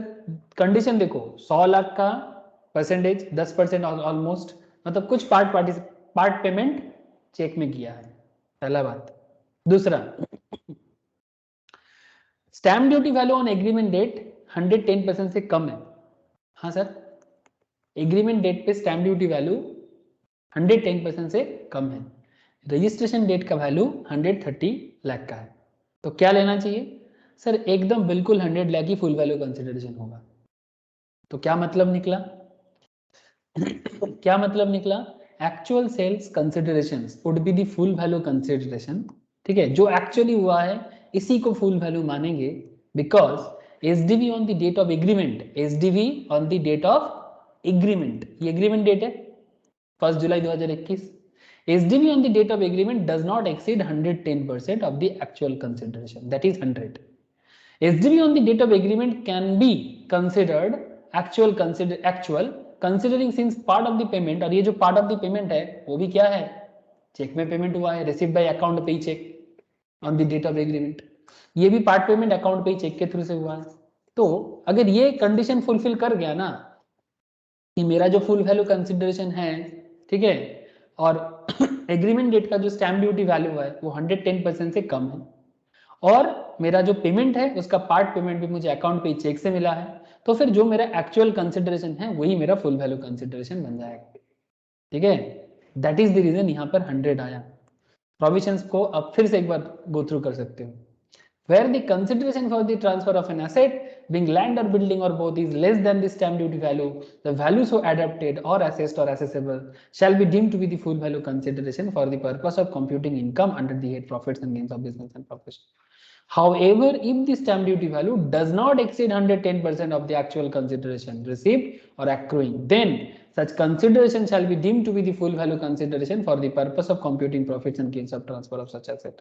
सर में एक बात ध्यान में रखिएगा, पार्ट पेमेंट जो है, जो मैं नीचे यहाँ पर पहले ही बोल के रखा था, पार्ट पेमेंट जो है वो कैश में नहीं होना चाहिए, अकाउंट पे चेक के थ्रू से होना चाहिए। ये देखो कितना क्लियर कट बोला है। Further, where the date of agreement fixing the value of consideration for the transfer of an asset, date of registration of the transfer of the asset are not the same. Stamp duty value may be taken on the date of agreement for transfer of instead on the date of registration for such transfer. और बोला है consideration has been received by account by check, account bank draft और ECS, मतलब online mode में होना चाहिए। अच्छा, please tell me, ये पहला 3 एग्जाम्पल क्लियर हुआ कि नहीं? अगर क्लियर हुआ तो फिर मैं आगे का बात बढ़ाऊंगा। हाँ सर। सबको पूछ रहा हूँ sir. Yes sir. Yes sir. अगर किसी को थोड़ा सा भी डाउट है आप पूछ सकते हो सर, ठीक है।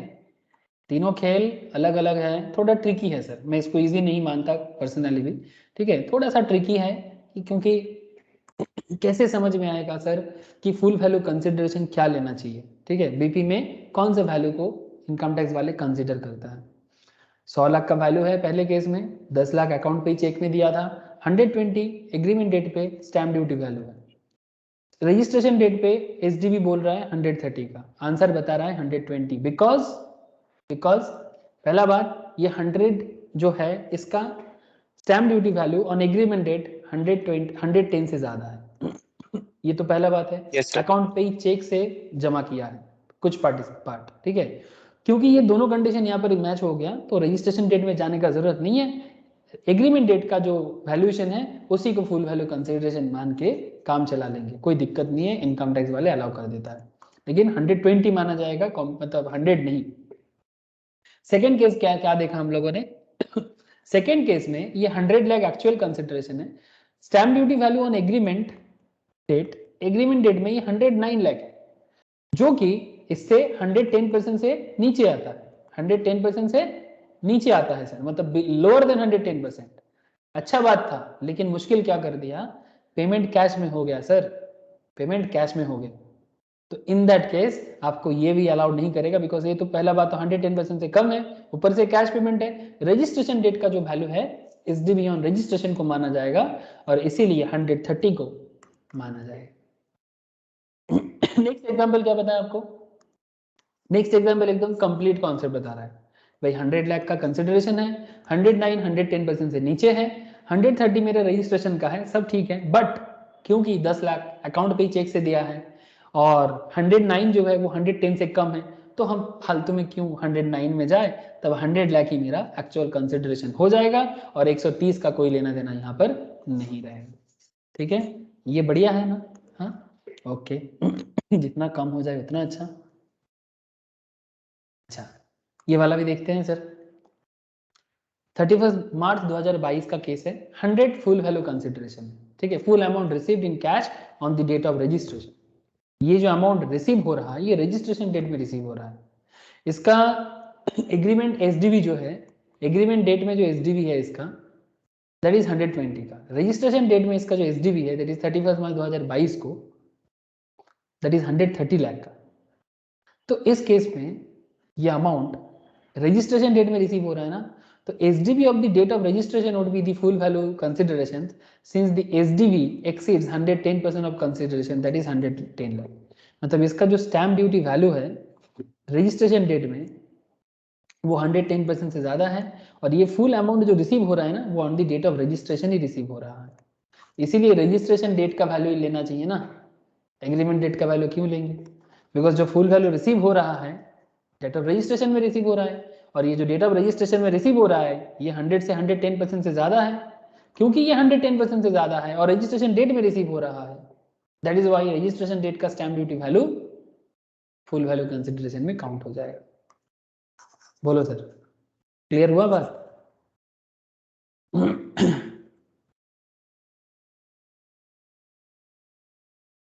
अरे बात क्लियर हुआ? Yes sir. Yes. First Yes, May sir. 2000, thank you sir. 1 मई 2021 में 150 लाख का कंसिडरेशन है। कहता है sir 50% of the amount received by account payee cheque, ठीक है, 50% of the amount received by account payee cheque on the date of agreement, ठीक है, चलो बढ़िया है। अच्छा एग्रीमेंट डेट में स्टैम्प ड्यूटी वैल्यू है 180 लाख का, ठीक है, 1 अप्रैल 2021 का। रजिस्ट्रेशन डेट में एसडीबी है 185 का।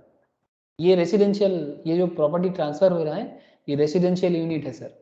तो रेसिडेंशियल यूनिट के लिए एसडीबी क्या होना चाहिए, 110% से ज्यादा होने का कॉन्सेप्ट है कि 120?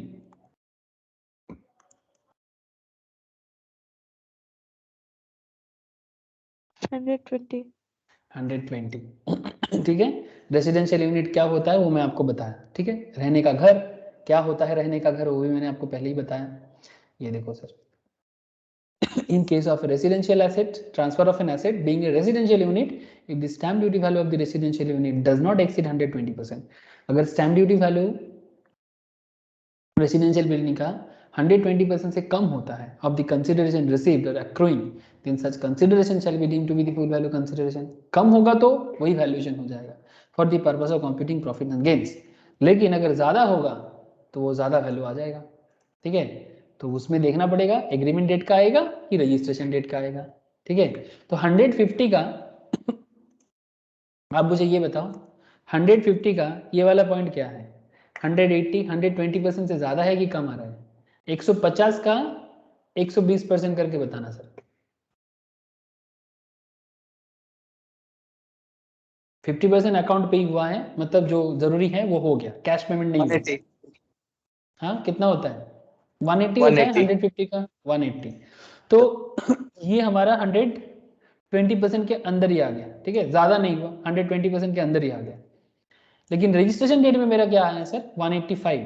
तो हम ऐसे बोल सकते हैं कि एक्चुअल कंसिडरेशन जो है सर, पहले तो अकाउंट पे ही चेक में हुआ है कुछ परसेंटेज, ठीक है। दूसरा बात 120 से ज्यादा नहीं हुआ है, तो हम ऐसे बोल सकते हैं आराम से कि 150 मेरा एक्चुअल कंसिडरेशन हो जाएगा।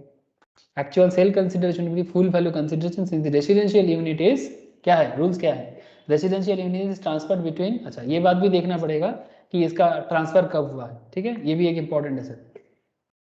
12 नवंबर 2021 20 से लेके 30 जून 2021 तक consideration is less than 2 crore. क्या क्या पॉइंट आ जाएगा सर, कंसिडरेशन 2 करोड़ से कम है and stamp duty value on the date of agreement does not exceed 120%। ये बात भी है, एग्रीमेंट डेट में 120% क्रॉस तो नहीं किया, हाँ सर 150 का 120%, 180 क्रॉस किया क्या,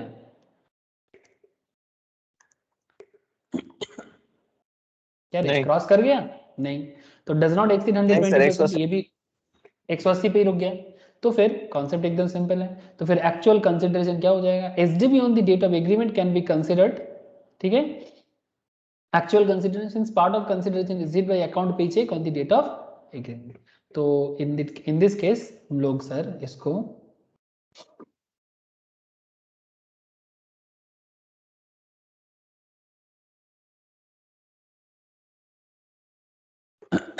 $150 होगा कि 180 होगा, क्या लग रहा है सर,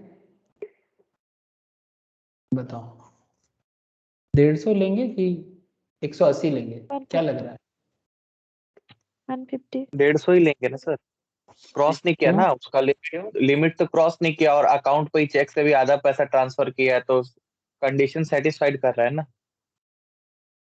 कंडीशन सेटिस्फाई कर रहा है सर, यस सर। मुझे लग रहा है 180 भी हो सकता है। और वो 180 तो सर करेक्ट है ना, उससे ऊपर का बोला एक्सीड होना चाहिए, पर उससे एक्सीड कहाँ होगा, अगर एक्सीड होता तब लेते ना। In case of transfer of an asset being a residential unit, if the stamp duty value of the residential unit does not exceed 120%, अच्छा एक्सीड करना चाहिए तभी जाके वो एग्रीमेंट वैल्यू आता। यस सर, तो 150 ही होना चाहिए, ठीक है 150 ही होना चाहिए। तो दैट्स वाई जो सेल कंसिडरेशन है उसी को फुल वैल्यू कंसिडरेशन मान लेंगे, actual sale consideration will be the full value consideration, that's why 150 answer आएगा, ठीक है। ध्यान में रखिएगा सर ये सब बातें इसीलिए मैं आप लोग आज बोला, आज स्टैम्प ड्यूटी दिमाग खाएगा आप लोगों का, ठीक है। आई होप कि खा भी रहा है, थोड़ा सा दिमाग खाने दो, बाद में घर में बैठे बैठे थोड़ा मंथन भी करना चाहिए ना। अच्छा देखो 1 मई 2021 transfer of A residential unit by way of first time allotment, ये बात भी ठीक है। अच्छा 250 बता रहा है sir stamp duty value agreement date पे 250 लाख बता रहा है, मतलब 2.5 करोड़ से, मतलब 2 करोड़ से ज्यादा सर। 270 इसका रजिस्ट्रेशन डेट का वैल्यू बता रहा है, एसडीवी ऑन रजिस्ट्रेशन 270।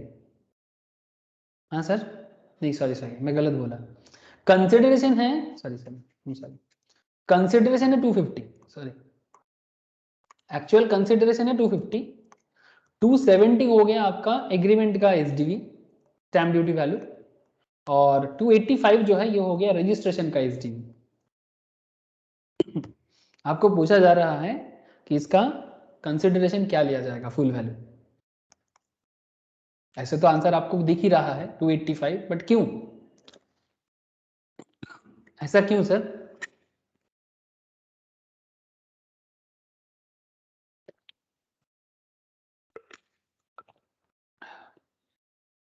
कुछ दिमाग में चल रहा है क्या? बोलो, प्रोविजंस पढ़ चुके हो? यस एक सर। बार फिर से बता दो, बोलो क्या समझ में है, बोलो। सर इसमें जो एक्चुअल पेमेंट कर रहा है ना, उसमें 10 लाख रुपए कैश में पेमेंट कर रहा है, और क्या Okay. कहते हैं, सर ये 120% क्रॉस किया कि नहीं, देखो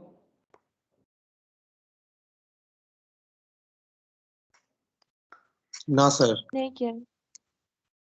120% के नीचे है। हाँ। ओके, लेकिन ये कैश हो गया, ये एक प्रॉब्लम है।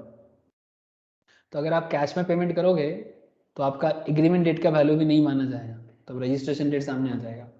ऊपर से और एक कॉन्सेप्ट भी है, ये जो 120% का जो कॉन्सेप्ट है ना, उसके लिए और एक केस भी है, 2 करोड़ तक का वैल्यूएशन होना चाहिए, है ना, कंसिडरेशन विद इन 2 करोड़ होना चाहिए ना। बात समझ में आ रहा है सर?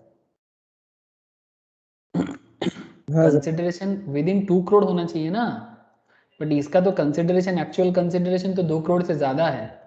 क्या ये बात का ख्याल किया आप लोगों ने? ये जो 250 लाख हुआ सर, ये जो 250 लाख हुआ, 250 लाख मतलब ये तो 2.5 करोड़ हो गया ना। Yes sir. तो ये भी तो एक घोटाला है इसमें, ठीक है। तो चलो एक बार प्रोविजंस बताते हैं आपको फिर से।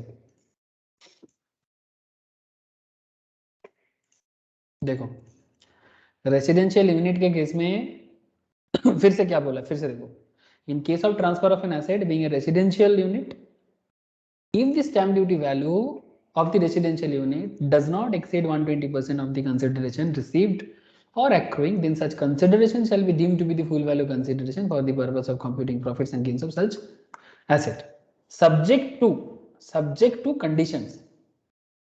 3 कंडीशन है। पहला बात, 12 नवंबर 2020 से लेके 30 जून 2021 के बीच का ट्रांजैक्शन होना चाहिए। चलो ये तो मान लिए, रिसेंट बात है,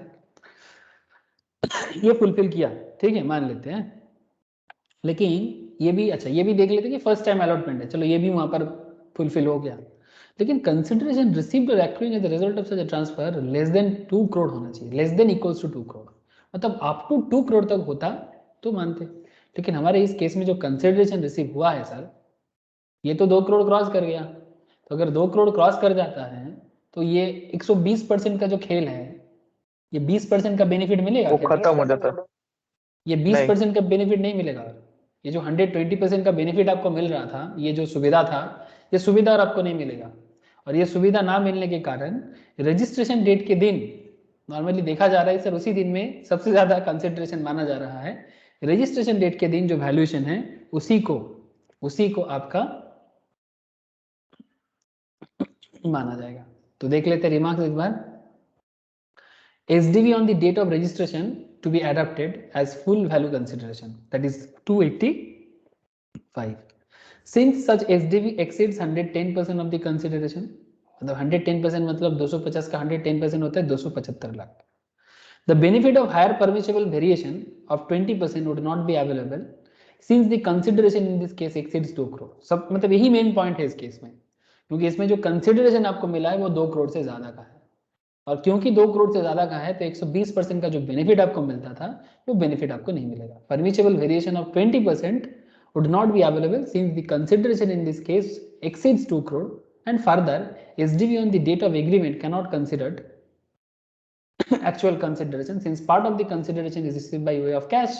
ये भी तो बात, एग्रीमेंट डेट में जो आपको मिला है वो पैसा तो आपको कैश में भी मिला है। दो केस है यहाँ पर, पहला केस 2 करोड़ से ज्यादा है, दूसरा केस एग्रीमेंट डेट में जो कंसिडरेशन मिला है वो भी कैश मिला है। तो एग्रीमेंट डेट का वैल्यूएशन तो आपको यहाँ पर एज मतलब stamp duty value the full value consideration में एग्री नहीं करेगा, है ना सर। ये देखिए ये जो 1421 को जो मिला है वो 10 लाख जो है वो कैश में मिला है, तो ये भी कैंसिल हो गया। लेकिन उससे पहले कैंसिल इस कारण हो गया बिकॉज ये मोर देन 2 करोड़ का खेल है, इसीलिए रजिस्ट्रेशन वैल्यू जो है रजिस्ट्रेशन डेट में जो एसडीबी है उसी को आपका फुल वैल्यू कंसिडरेशन माना जाए। सर कंप्लीट समझ में आया कि नहीं बताना sir. Yes sir. Yes sir. जब शुरू में प्रोविजंस पढ़ रहे थे कुछ समझ में आ रहा था आप लोगों को? नहीं। इसीलिए मैं तब भी बार बार, हाँ बोलो। আপনার স্যার মিক্সড হয়ে যাচ্ছিল একসাথে, इसीलिए मैं बार बार बोल रहा था थोड़ा वेट करो, क्योंकि जब तक इसका रियल केस नहीं देखेंगे ना तब तक आप इसको समझ ही नहीं पाओगे कि इसका क्या चक्कर है। ठीक है, ये चक्कर है इसका। ठीक है, कि इस तरह से गवर्नमेंट ने इसको डिक्लेयर किया है, इस तरह से वैल्यूएशन ऑफिसर ने इसको डिक्लेयर किया है, ऐसे लॉजिकल है। ठीक है, कि अगर टाइम मतलब अगर आप सोचोगे ना बैठे बैठे आप पूरा लॉजिक आपको समझ में आ जाएगा। तो घर में प्लीज एक बार गो थ्रू कीजिएगा ये stamp duty value, easy concept है बट थोड़ा सा घुमा के दे दिया ना, कैश का बात ध्यान में रखिएगा। ठीक है, और कब पेमेंट कर रहा है ये थोड़ा ध्यान में रखिएगा, और ये दोनों चीज अगर माथा में रखेंगे ना तो आपको इजीली आप कैलकुलेट कर सकते हो। ठीक है सर। अच्छा, तो ये था 43 CA जो मैं आज शुरू से आपको बोल रहा था कि आज का हीरो मतलब जिसका डिस्कशन आज ज्यादा करेंगे वो है 43 CA। अच्छा सर, आ गए हम लोग एक ऐसे जगह में जिसका नाम है 44AA। ठीक है सर, ये 44AA क्या है थोड़ा बता दो ना सर। 44AA और कोई नहीं, कंपलसरी मेंटेनेंस ऑफ अकाउंट्स के बारे में बात करता है।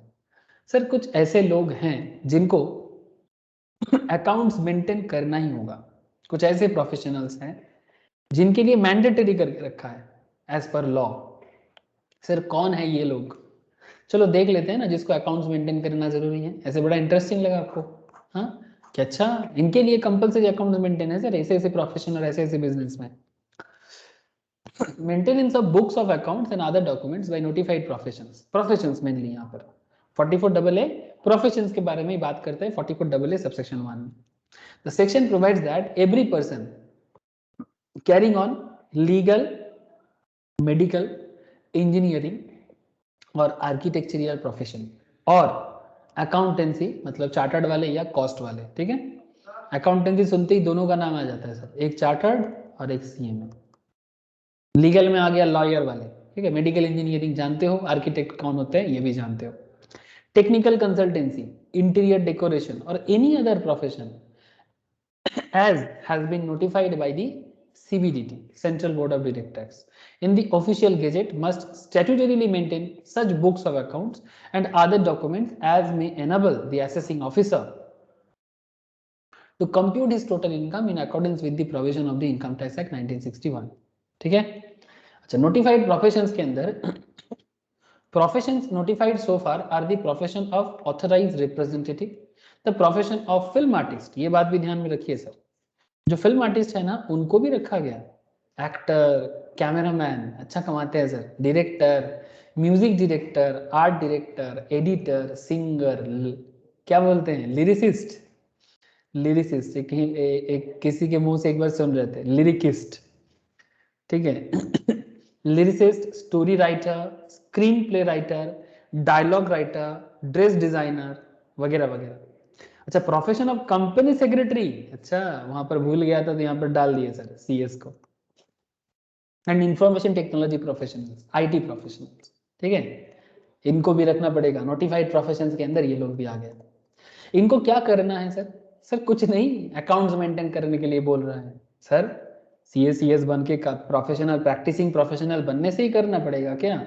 हाँ सर करना पड़ेगा, मैंडेटरी है, बट हाँ थोड़ा सा लिमिटेशंस भी है, देख लो।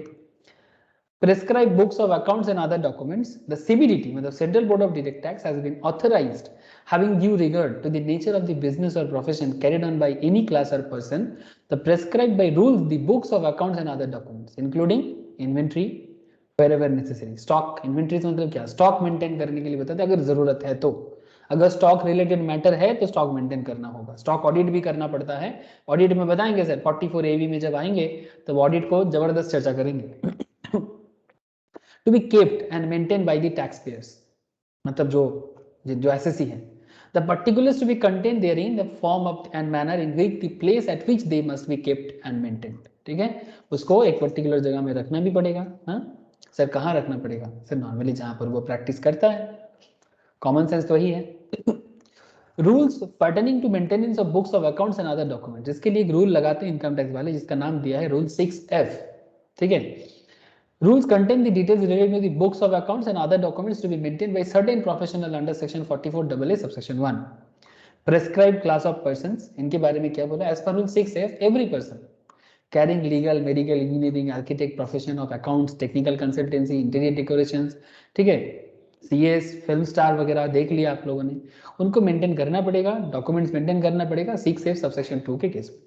अगर उनका ग्रॉस रिसिप्ट, ध्यान में रखिएगा, that's a very very important point here, अगर इनका ग्रॉस रिसिप्ट एक्सीड करता है 1.5 लाख से ज्यादा in all the 3 immediately preceding the previous year, मतलब अगर 22-23 में आप हिसाब कर रहे देख रहे हो तो 22-23 के ठीक पिछला 3 साल, दैट इज 21-22, 2021 एंड 19-20, पिछला 3 साल में immediately preceding the previous year, 3 years immediately preceding the current previous year, इसका पिछला 3 इयर्स में अगर 1.5 लाख से ज्यादा ग्रॉस रिसिप्ट हो रहा है तो अकाउंट्स मेंटेन करना चालू कर दो, ठीक है। सर अगर किसी का उससे पहले ही 1.5 लाख क्रॉस कर गया तो अरे भाई तब तो करना ही पड़ेगा। If where the profession has been newly set up in the previous year, his gross receipt are likely to exceed that 1.5 lakh in that year, अगर उनको लग रहा है कि मेरा gross receipt likely to exceed है 1.5 लाख, तो भी आपको करना पड़ेगा। अच्छा एक बात यहाँ पर और भी बता दें सर, स्टूडेंट में note that professionals whose gross receipts are less than the specified limits, अगर 1.5 लाख से कम है तो क्या उनको अकाउंट्स मेंटेन करने मना कर रहा है? नहीं sir. Also required to maintain books of accounts, but these have not been specified in the rule 6F के अंदर नहीं बोला। In other words, they are required to maintain such books of accounts and other documents as may enable income tax का जो assessing officer है to compute the total income in accordance with the provision of the act। ऐसे देखो बहुत लोग घोटाला भी कर सकता है। अगर असेसिंग ऑफिसर को लगता है कि भाई इन्हें तो करना पड़ेगा अकाउंट्स बता के, क्योंकि जब तक अकाउंट्स नहीं बनाएंगे तब तक इनका इनकम का ठिकाना नहीं लगेगा, तो इनकम का ठिकाना लगाने के लिए ये आपको बोल सकते हैं कि भाई आप अकाउंट्स बनाओ। सर क्या क्या अकाउंट्स मेंटेन करना पड़ता है? Prescribe books of accounts and other documents, sir क्या क्या करना पड़ता है? देखो जो आप लोग सीखना चाहते हो, हाँ अकाउंट्स करने के टाइम पे बड़ा सीखते भी हो, लेकिन प्यार से सीखा करो ताकि किसी का भी अकाउंट्स मेंटेन कर पाओ। और ऐसे देखो आप देख रहे हो ना प्रोफेशनल्स का अकाउंट्स मेंटेन करने का कितना डिमांड है as per income tax. Following books of accounts, cash book, journal, if accounts are maintain on mercantile basis, मतलब ड्यू बेसिस। मार्केंटाइल बेसिस मतलब बेसिकली एक्रूअल बेसिस और ड्यू बेसिस। कैश बेसिस के case में journal जरूरी नहीं होता, लेकिन due basis में जर्नल एंट्री जरूरी है सर। जब आप लोग आर्टिकल ट्रेनिंग करोगे या इंडस्ट्रियल ट्रेनिंग करोगे ना, आपको अकाउंट्स का जब भी आप काम करोगे आपको ये जर्नल वगैरह मेंटेन करना पड़ेगा एकदम सर। ऑडिट करोगे, लेजर ऑलरेडी बहुत लोग करते हैं, आई नो, लेजर मेंटेन करना पड़ेगा, जर्नल करेगा तो लेजर तो करेगा। Carbon copies of bills and receipt issued by the person, whether machine numbered, चाहे वो मशीन जनरेटेड नंबर हो, otherwise serially numbered in relation to sums exceeding 25% से ज्यादा का हो तो आपको उसका कार्बन कॉपी, बिल्स या computer generated serial number maintain करना पड़ेगा। और एक बात sir, original bills and receipt, जो भी बिल दूसरे को दोगे, ठीक है, original bills and receipt issued to the person in respect of expenditure incurred by the person, or where such bills and receipts are not issued, payment vouchers prepared and signed by the person, provided the amount does not exceed ₹50. Where the cash book contains adequate particulars, the preparation and signing the payment vouchers is not required. ठीक है, अगर cash book में maintain कर रहे हो तो in that case voucher जरूरी, payment voucher मतलब साइन करने का जरूरत नहीं पड़ सकता है। लेकिन आपको ये सब मेंटेन करने के लिए बोला जा रहा है अगर आप ये सब प्रोफेशनल कैटेगरीज के अंदर आ जाते हो। अगर कोई मेडिकल प्रोफेशन चलाते हैं उनके लिए कुछ खास बात है क्या? हाँ सर, कुछ खास बात इनके लिए है। He will be required to maintain the following in addition to the list given above. जो ऊपर में बोला है उसके साथ साथ daily case register in the form 3C, daily case जो भी उनका मेडिकल केसेस होता है ये रजिस्टर करना होगा। Inventory under the broad heads of the stock of drugs. हाँ सर, बाकी प्रोफेशंस का स्टॉक अगर ना भी हो, मेडिकल का तो होगा ना स्टॉक, क्योंकि दवाई का तो स्टॉक मेंटेन करना ही पड़ता है। अरे मेडिसिन स्टॉक तो मेंटेन करना पड़ेगा, मेडिसिन या ड्रग्स या फिर मेडिसिन रिलेटेड जो भी चीजें हैं उनका तो मेंटेन करना होगा, हाँ या ना?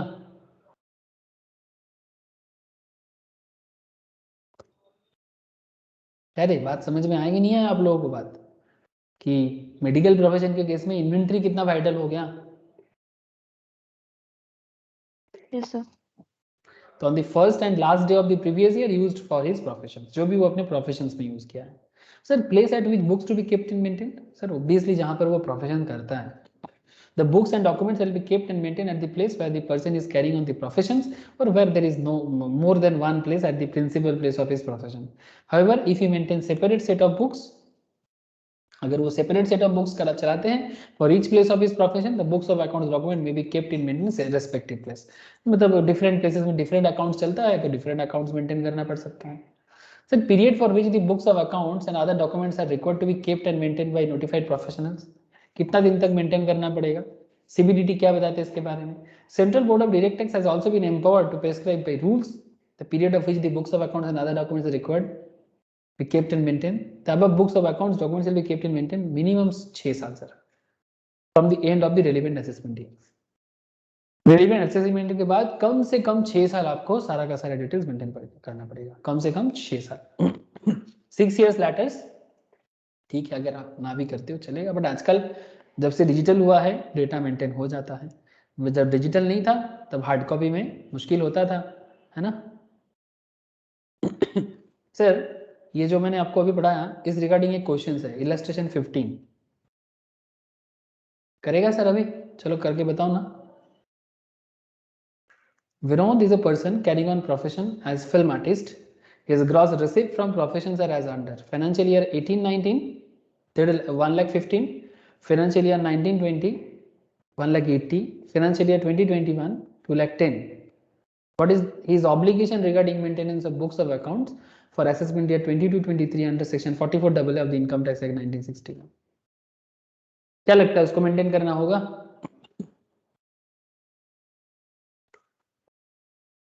किसको किसको यस और किसको किसको नो लगता है, इतना बता दो मुझे। यस और नो?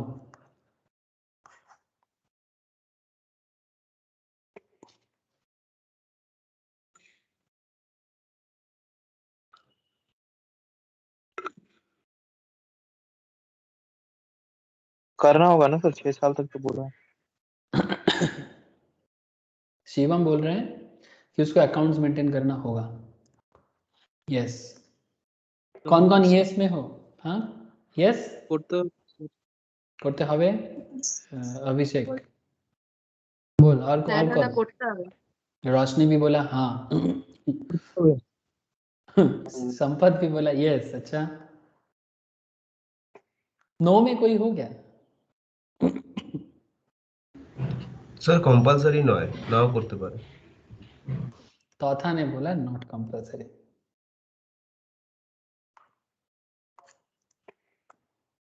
तो चलो देख लेते हैं कॉन्सेप्ट क्या है।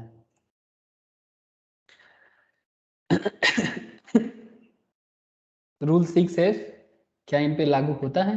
अभी कुछ लोग ना सर पे हाथ रखेगा, बोलेगा हाय हाय हाय क्या गलती बोल दिया सर। सर फिर से प्रोविजंस बताते हैं और कॉन्सेप्ट को समझते हैं। Section 44AA subsection 1 requires every person carrying on any profession notified by the board of in the official gazette in addition to the profession already specified therein, to maintain such books of accounts and other documents as may be enabled by the assessing officer to compute his total income as per the provisions of Income Tax Act 1961. And as per Rule 6F, a person carrying on a notified profession shall be required to maintain specified books of account. If his gross receipt in all 3 years immediately preceding the relevant previous year exceeds 1.5 lakh.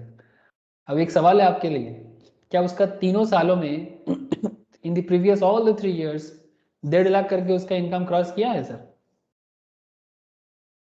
2 में किया, 1 में नहीं किया sir. इसमें missing है, इसमें किया, इसमें किया, 3 में तो नहीं हुआ. रूल क्या कहते हैं? 6F का रूल क्या कहता है? रूल कहता है कि 3 year in all the 3 years immediately preceding the relevant previous year has exceeded 1.5 lakh, or if it is a new profession which is set up in the relevant previous year, it is likely to exceed 1.5 lakh in that previous year. Sir ये बात तो तय है कि new profession नहीं है because इसका 3 साल का डेटा गिवन है, तो न्यू तो नहीं हो सकता, क्योंकि न्यू होगा तो बस अभी का प्रीवियस ईयर पता चलेगा, पुराना तो नहीं रहेगा. तो in the present case Vinod is a person carrying on profession as film artist, which is notified profession obviously. Since his gross receipt had not exceeded 1.5 lakh in a financial year 18-19, the requirement under section 44AA to compulsorily maintain the prescribed books of account is not applicable to him. However, Mr. Vinod required to maintain such books of accounts as would enable the assessing officer to compute his total income. ताकि assessing officer उनका total income compute कर पाए, इसके चलते विनोद को maintain करना हो सकता है, but not mandatory, compulsory नहीं है. क्योंकि कंपलसरी होने के लिए एवरी 3 ईयर में 1.5 लाख होना चाहिए था. तो ये था 44AA सर.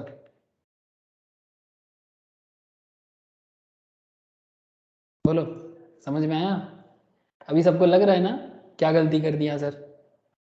प्रोविजंस पढ़ने के टाइम पे, सुनने के टाइम पे थोड़ा कंसंट्रेशन को प्लीज बराबर रखिएगा, ठीक है? क्योंकि इनकम टैक्स या जीएसटी जैसे पेपर्स में, इवन लॉ का कोई भी पेपर्स पे प्रोविजन इज वेरी इंपॉर्टेंट, लेकिन इनकम टैक्स के लिए स्पेसिफिकली ऐसे इसलिए बोलेंगे बिकॉज अगर आपका प्रोविजन थोड़ा सा इधर उधर आपने समझा तो आपका आंसर देने का कॉन्सेप्ट ही गलत हो जाएगा, ठीक है? इसलिए इतना चिल्लाते हैं प्रोविजंस पे ताकि आप लोग पढ़ने के टाइम पे कंसंट्रेशन रख के प्रोविजंस को समझा करो, पढ़ा करो और तब जाके प्रॉब्लम सॉल्व किया करो, ठीक है सर? आज इतना ही रखूंगा मैं. इन आवर नेक्स्ट लेक्चर्स हम लोग मतलब very interesting sir mandatory audit के बारे में बात करेंगे. बड़ा मजा आएगा 44AB, 44AE एंड 44AD के बारे में बात करते हुए. और फिर लास्ट में एक कॉन्सेप्ट करेंगे सर बीपी के साथ एग्रीकल्चर का एक मिक्स्ड अप क्वेश्चन, ठीक है? इसको कंपोजिट इनकम भी कहते हैं, ठीक है?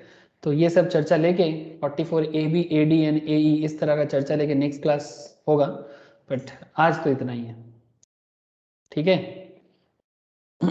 आई होप कि आपको समझ में आया सर आज का क्लास. सेक्शन 41, 43 CA, 44 AA, ठीक है? तो घर में पढ़ो सर, रिवाइज करो, हो सके तो फिर से लेक्चर्स को सुनो और जो भी क्वेश्चंस करवाया उसको एक बार फिर से गो थ्रू करो. प्रोविजंस को बार बार पढ़ो सर, और ऑलरेडी मैं नोट शेयर करके रखा, चैप्टर के नीचे काफ़ी सारा क्वेश्चन दिया हुआ है, उसे प्रैक्टिस करना चालू करो, देखो सर हो जाएगा. फिर नेक्स्ट वीक टैक्स ऑडिट के बारे में 44AB, AD, ADA, AE ये सब की चर्चा चलेगा. तो बीपी आगे आई थिंक नहीं, obviously next week BP complete करेंगे, ठीक है? ओके सर, बाय फिर. Bye sir. Prachi okay, tata. Bye sir.